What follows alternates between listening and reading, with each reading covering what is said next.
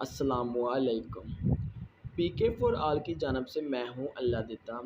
آج کی اس ویڈیو میں ہم پکسل لیب کی چوتھی کلاس کے بارے میں پڑھیں گے۔ آج سے پیچھے تقریباً پکسل لیب کی ہماری 3 کلاسیں ہو چکی ہیں۔ اس میں ہم نے پکسل لیب کے تمام ٹولز کو اچھے طریقے کے ساتھ سیکھ لیا تھا اور ان پر ڈسکس کیا تھا۔ آج ہم ان ٹولز کو یوز کرتے ہوئے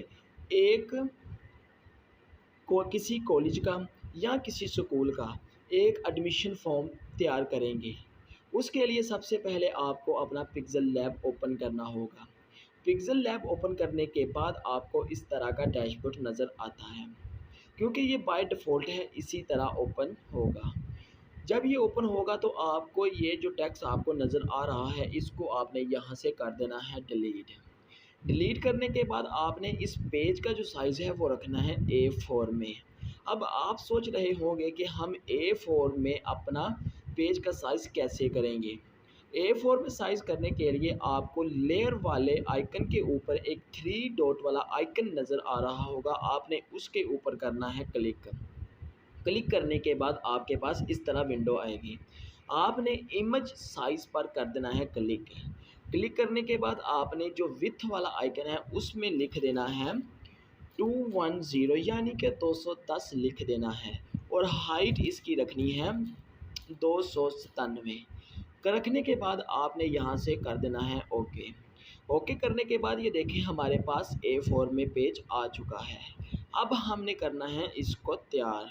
اب ہم نے اس کے اوپر کرنی ہے ایڈیٹنگ کرنے کے لیے سب سے پہلے ہم لیں گے شیپ لینے کے لیے ہم جو A کے ساتھ آئیکن درمیان میں ہے اس کے اوپر کرتے ہیں کلک کرنے کے بعد ہمارے پاس سامنے شیپ کا آئیکن ہے اس کے اوپر کرتے ہیں کلک، ہمارے پاس آتی ہے بائی ڈیفالٹ یہ شیپ، لیکن ہم یہاں سے یہ شیپ نہیں لینے، اگر ہم کوئی اور شیپ لینا چاہتے ہیں تو ہم اس کے اوپر کریں گے کلک کرنے کے بعد آپ نے یہاں سے کر لینا ہے اس کے اوپر کلک، یہاں سے ہمارے پاس یہ شیپ آ گئی ہے۔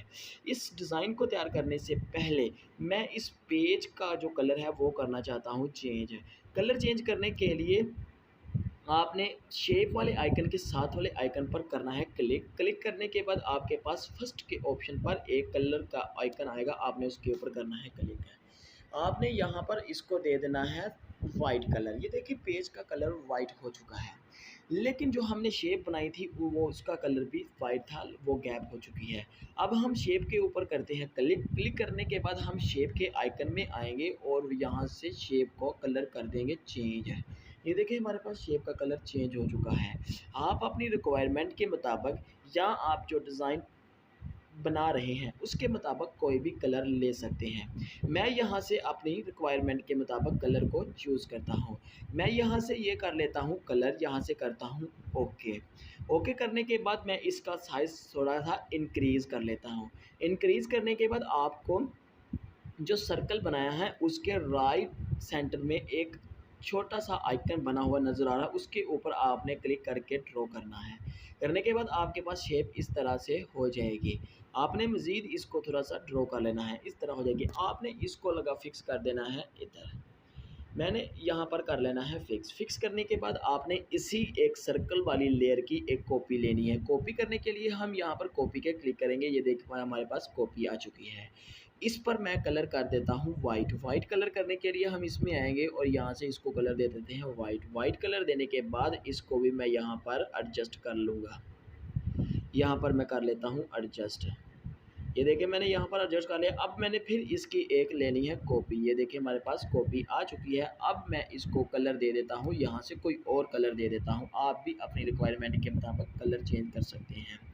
میں یہاں سے اس کو یہ کلر دے دیتا ہوں، میں اس کو بھی یہاں پر کر لیتا ہوں ایڈجسٹ۔ یہ دیکھیں ہمارے پاس اس طرح کا کچھ آ جائے گا۔ یہ کرنے کے بعد آپ نے جس کالج کے لیے یا جس کمپنی کے لیے آپ ڈیزائن تیار کر رہے ہیں اس کا لگانا ہے لوگو لگانے کے لیے آپ نے امپورٹ میں کرنا ہے امپورٹ پر کلک کرنے کے بعد آپ کے پاس آپ کے فون کی گیلری ہو جاتی ہے اوپن ہونے کے بعد آپ نے ایک لوگو چوز کرنا ہے جو اس کمپنی کا یا کالج کا ہوگا، لیکن یاد رہے کہ لوگو बैक ग्राउंड वाला नहीं होना चाहिए, PNG में होना चाहिए, यानी उसका बैक ग्राउंड नहीं होना चाहिए। अगर आपको बैक ग्राउंड चेंज नहीं करना आता तो वो भी मैं आपको आगे जाके बता दूंगा। हमने यहाँ से ले लेता हूँ, लोगो ले लेते हैं। मैं यहाँ से ले लेता हूँ लोगो। लोगो लेने के बाद यहाँ से करता हूँ ओको। ये देखिए हमारे पास लोगो आ चुका है। मैं यहाँ से इसका साइज़ थोड़ा सा डिक्रीज़ कर लेता हूँ। करने के बाद मैं यहाँ पर इसको करता हूँ एडजस्ट। एडजस्ट करने के बाद ये देखिए हमारे पास हो गया है एडजस्ट। अब मैंने इस कॉलेज का देना है नाम। नाम देने के लिए मैं क्या करूँगा, मैं आऊँगा टेक्स्ट के आइकन में। टेक्स्ट के आइकन के बाद मैं करूँगा प्लस वाले आइकन पर क्लिक। ये देखिए हमारे पास टेक्स्ट आ चुका है। अब मैं इस पर करूँगा एडिटिंग। एडिटिंग कैसे करनी है, आपने पेंसिल वाले आइकन पर क्लिक करना है और इसके ऊपर करना है एडिट। इस तरह की विंडो आएगी। आपने यहाँ पर जो करना है, जैसे कॉलेज का नाम है पीक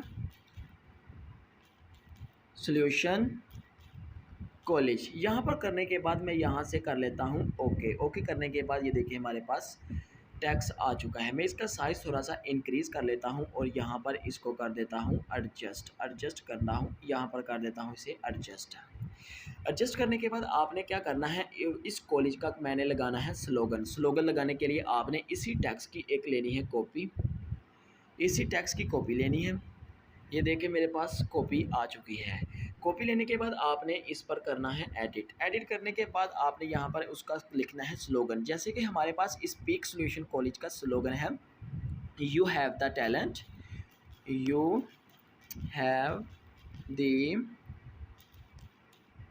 टैलेंट। मैं यहाँ पर लिख देता हूँ और ओके करता हूँ। ये देखिए हमारे पास ये आ चुका है। मैं यहाँ पर इसको करता हूँ एडजस्ट। एडजस्ट करने के बाद मैं इसको कलर दे देता हूँ। मैं यहाँ से इसको कलर दे देता हूँ डार्क रेड में, ये कलर दे देता हूँ। अब करता हूँ ओके। अब मैंने फिर इसकी एक लेनी है कॉपी। कॉपी लेने के बाद इसकी लेनी है मैंने कॉपी। कॉपी लेने के बाद ये देखिए हमारे पास कॉपी आ चुकी है और यहाँ पर मैं इसको भी एडिट करता हूँ और इस पर लिखना है मैंने वी हैव द टूल्स। ये मैंने कर लिया सेलेक्ट करने के बाद ये भी आ जाए। मैं यहाँ पर इसको कर देता हूँ एडजस्ट। ये देखिए जी इस कॉलेज का स्लोगन है we have the talent, you have the talent, we have the tool. ये करने के बाद अब क्या करना है जी, अब मैं यहाँ से एक लेता हूँ शेप। शेप लेनी है। आपके पास बाय डिफ़ॉल्ट ये शेप आती है। अगर आप कोई और शेप चूज़ करना चाहते हैं तो नीचे ही आपको एक बना हुआ आइकन नज़र आएगा, उसके ऊपर करेंगे क्लिक, आपके पास मुख्तलिफ शेप्स आ जाएंगी। यहाँ से मैं लेता हूँ सर्कल वाली शेप। सर्कल वाली शेप लेने के बाद आपके पास वाइट आएगी और यहाँ से मैं इसका कर देता हूँ कलर चेंज। इसको कलर मैं दे देता हूँ जी, यहाँ से कलर देता हूँ ब्लैक। ब्लैक करने के बाद या उसके कलर के साथ ही आपको एक ऑप्शन नज़र आएगा टेक्सचर का। टेक्सचर के साथ आपको एक आइकन नज़र आएगा ओपेसिटी का। ओपेसिटी के ऊपर करना है क्लिक। क्लिक करने के बाद आपने इसकी ओपेसिटी कर देनी है कम। कम करने के बाद आपने इसको कर देना है ओके। आपने इसको जहाँ पर एडजस्ट करना है कर लेना है एडजस्ट। एडजस्ट करने के बाद आपने इस सर्कल में अब लगाना है ये वाला पीक का लोगो। लोगो लगाने के लिए आपने लोगो पर क्लिक करना है और इसकी ले लेनी है एक कॉपी।